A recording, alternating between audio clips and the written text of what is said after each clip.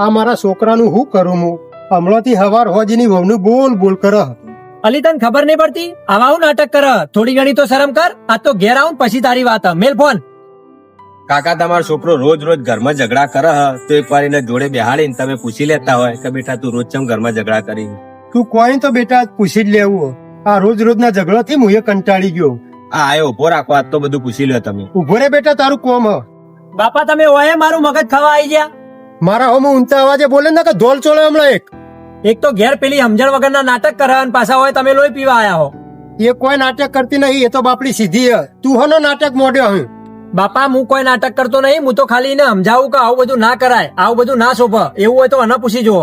જો કાકા વાતમાં એવું હે ને, તું રવા દે, એ બધું હું કહું. તમને તો ખબર જ છે ને ઘેર બાલ ગોપાલ લઈને આવીએ. તને બાલ ગોપાલ થી શું તકલીફ પડી? એ ઘરમાં ભગવાન લાવી તમે તું કાયો થયો એના ઉપર?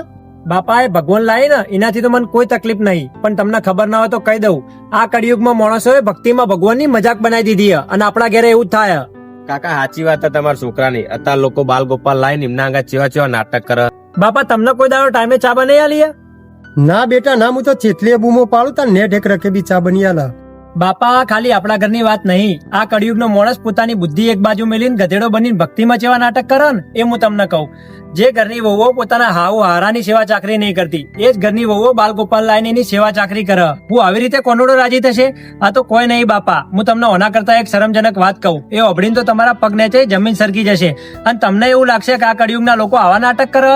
આ જગતનું પાલન પોષણ કરવા વાળા જગતના નાથના લોકો પકોડીની લારીએ પકોડી ખાવા લઈ જાય, બ્યુટી પાર્લરમાં બાલ કપાવવા લઈ જાય, સ્કૂલમાં એડમિશન કરાવવા લઈ જાય અને હોસ્પિટલમાં ચેકઅપ કરાવવા લઈ જાય. હું ખરેખર આ ભગવાન પ્રત્યેનો ભાવ કે એક જાતનો ઢોંગ? હું આવી રીતે દ્વારકા વાળો રાજી થશે? ના ના બાપા, આવી રીતે કોઈ દાડો ભગવાન રાજી ના થાય. વાત સાચી હે બેટા તારી. મોટા ભાગના લોકો બાલ ગોપાલને પોતાના ઘેર તો લઈને આવે, પણ એ લોકોને ખબર જ નહીં કે કૃષ્ણ ભગવાનના જીવનનો ઉદ્દેશ શું. ના તો એમને કોઈ કૃષ્ણ ભગવાનનો મંત્ર આવડે, ના તો કોઈ કૃષ્ણ ભગવાનનો શ્લોક આવડે. ખરેખર કૃષ્ણ ભગવાન પોતાના જીવનમાંથી આ દુનિયાને હું શીખવાડવા માંગતા હતા ને, એનું તો કોઈનું જ્ઞાન જ નહીં. મને એટલી તો ખબર પડે, જો ખરેખર તમારે ભગવાનના રાજી રાખવા હોય ને તો અનાથ આશ્રમમાં જઈને અનાથ આશ્રમમાં રહેતા બાળકો માટે કપડાનું દાન કરી આવો. તમારા શહેરી કે મોહલ્લામાં રહેતા કૂતરાઓને રોટલી ખવડાવો. ગૌશાળામાં જઈને ગાયો માટે ઘાસચારો દાન કરી આવો. પક્ષીઓને દોણા નાખો, કીડીઓનું કીડિયારું પૂરી આવો અને તમારા આજુબાજુમાં રહેતા ગરીબ પરિવારોમાં કરિયાણાનું દાન કરી આવો. જો ખરેખર તમે જીવનમાં આટલું કરી લીધું ને તો 1000 હાથવાળાના 1000 હાથ તમારા ઉપર રહેશે અને ખરેખર ભગવાન રાજી રહેશે.